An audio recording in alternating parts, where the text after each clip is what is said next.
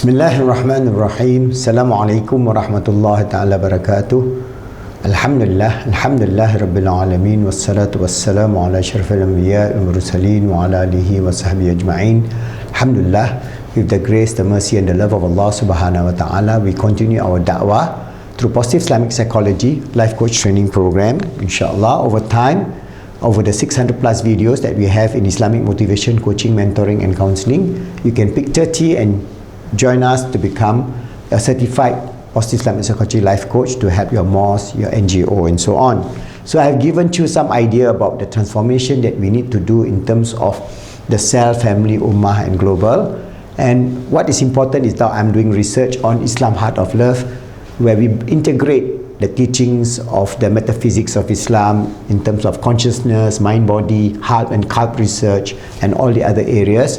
So inshallah, over these many videos that we are developing, Islam Heart of Love, we will have a better understanding of how we're going to bring about this deen to the highest level ever, as promised by Allah subhanahu wa ta'ala, that Allah will take care of this deen and bring it up to the highest level possible under His grace, mercy and love. So what is important is that we know how we have degenerated as a civilization. Not only that we have degenerated the Muslim civilization over the last 500 years, but the whole Western civilization that is barely 300 years old, based on fossil fuel, based on materialism, based on neoconservative or neoliberal economics, capitalism, it is destroying this whole planet. And we know that we are destroying all species on this earth, and finally we will destroy ourselves. We are destroying our climate, we are destroying our ecology, we are destroying everything on the greedy use and throw mentality, and just consume without care that this earth is a finite resource. So what is important is how we're going to move away from the degeneration of Islam to the progression and the redevelopment of Islam to face the challenges of the 21st century. And I've given you some ideas and how we Muslims must be united, regardless whether you're Ahli Sunnah wal Jama'ah, a Salafi or a Sufi or a Shia or whatever. All those who pertain to this La ilaha illallah Muhammad Rasulullah can group together and live with one another and leave Allah to judge whatever is our worldview, so that we do not become sectarian and do not go into tribalism or sectarianism, killing one another and doing evil things that is not part of Islam but label under Islam. So we have to be very careful what we need to do, and then we move to the next level. Because of this globalized world, we have to draw down our non-Muslim brothers and sisters through da'wah, and this da'wah is the heart of love. We bring about this message that Islam, the heart of Islam is love, the mercy and the compassion of Allah, and the whole metaphysics of Islam. If you study from the great scholars of Islam, Al-Imam Ghazali, Maulana Rumi, Ibn Arabi, Ibn Qayyim, Ibn Sina and all that, they have brought about an understanding of the whole metaphysical purpose and meaning in life, consonant with the grandeur of the sifa of Allah subhanahu wa ta'ala. His essential nature we do not know, but his sifa of the ultimate consciousness or the ultimate intelligence, the active intelligence, how he manifested his sifa or his attributes to us through the various manifestation that he has ordained upon to happen. So these are covered under our metaphysics of Islam. And what is important is that the same metaphysics not only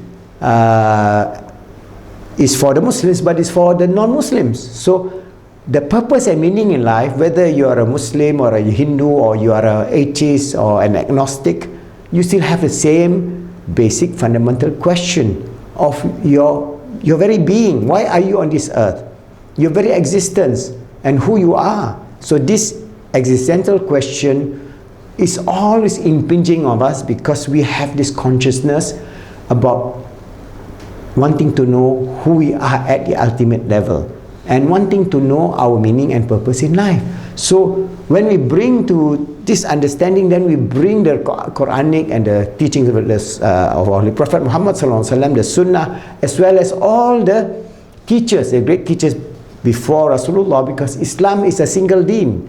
Islam is not a new thing brought by Prophet Muhammad SAW. Islam was existent at the time of the first pair, Adam and Eve. Their religion is Islam, surrender or submission to Allah, which is the same. So we have surrender and submission to Allah, maybe through other cultures, whether it's Taoism, whether it's Buddhism, whether it's Hinduism, whether it's Christianity, whether it's Judaism, whether it is the Mayan way of religion. So many of them, all coming back to the acknowledgement of the one absolute, supreme creator who put us into being. So that's why in the Quran Allah tells us, mankind, we have created you from a pair of male and female and made you into nation and tribes that you may know each other. Verily the most honored of you in the sight of God is the one who is most righteous of you. That means the one who is living a life of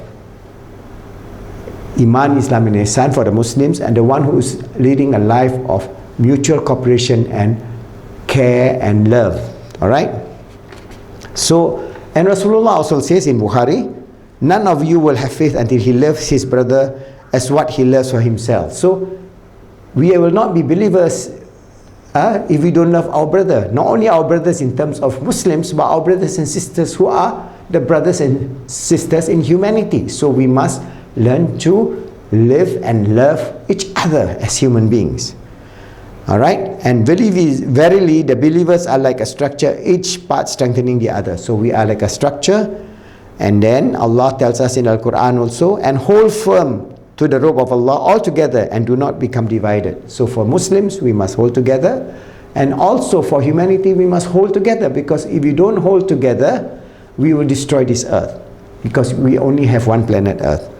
So the parable of the believers in the affection, mercy and compassion for each other is that of a body. When any limbs aches, the whole body reacts with sleepiness and fever. So we are all together. So now this whole world is having fever. The temperature is rising. The world, this dunya, this climate is having fever. The fever of climate emergency, climate change, the fever of increased temperature that is destroying all species on this earth. They are beginning to destroy.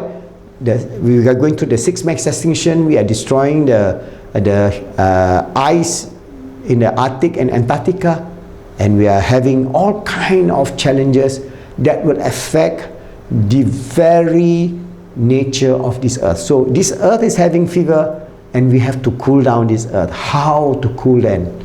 This is how we have to work together to bring about a better world for every human being. So that's why we have a unity of human being. But the unity of human being doesn't mean that, we compromise this deen of Islam. No, it's not that. We learn to live and love each other, but you have your own worldview. For example, we are not forcing the Buddhists to become Muslims, nor the Christians to become Muslims.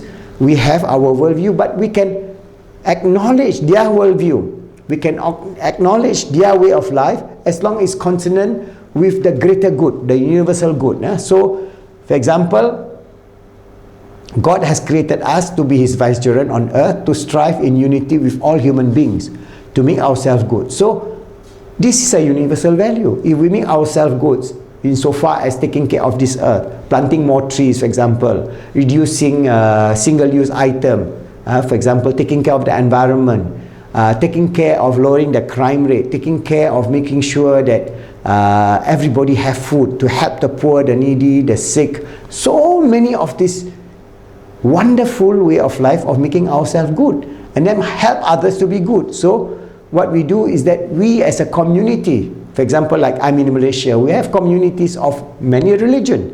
So we have Muslims here, we have Christians, we have Hindus, we have Buddhists, we have Taoists, we have many other religions, the Aboriginal religion and so on.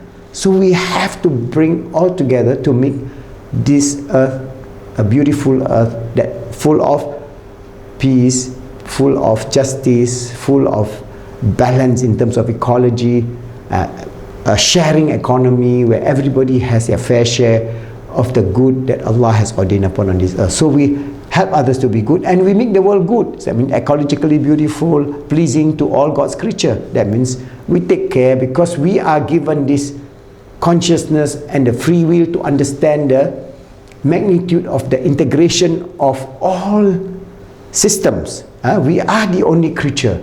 The monkeys cannot do that, which is, they said, is a close cousin, but they are nowhere close in terms of the consciousness of understanding the integration of the system of existence, from the highest level of the meaning of life to the lower level of understanding the integrated ecology of this earth. That means we must take care of the monkeys, the birds, the bees.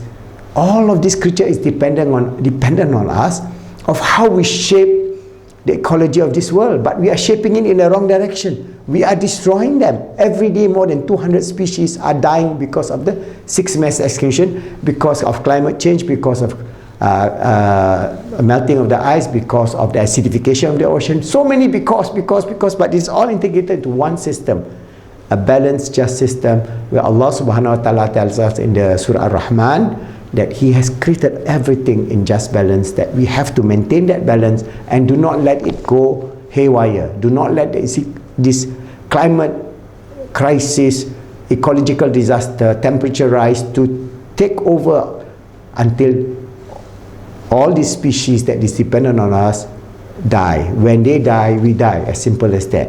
Okay? So they are saying that now if the ice in the Arctic melts totally, that will be the sign of the tipping point of no return. If all the bees were to die, then we are gone as a species, because we are all integrated living in a system. And only we, the human species, have the consciousness, have the knowledge, the understanding of this integrated existence, of this holistic reality, that we are part of a greater good, a greater whole. And at the highest level, we are part of a greater manifestation of the Creator. Allah creates us, all right, and put us into being to become His vicegerent, to be His Khalifa, to make this world good. So inshallah, if we can understand this and bring this becoming a core meaning of our purpose and meaning in life, it will be a fruitful, wonderful, loving, caring, tender life, and we will make this world a beautiful heaven on earth for all human beings, for all the goodly creatures of this earth. And inshallah, if we do that, we bring about this understanding of this unity of humanity within the deen of Islam, living together in peace and harmony and love, and making this world a better place for all, inshallah.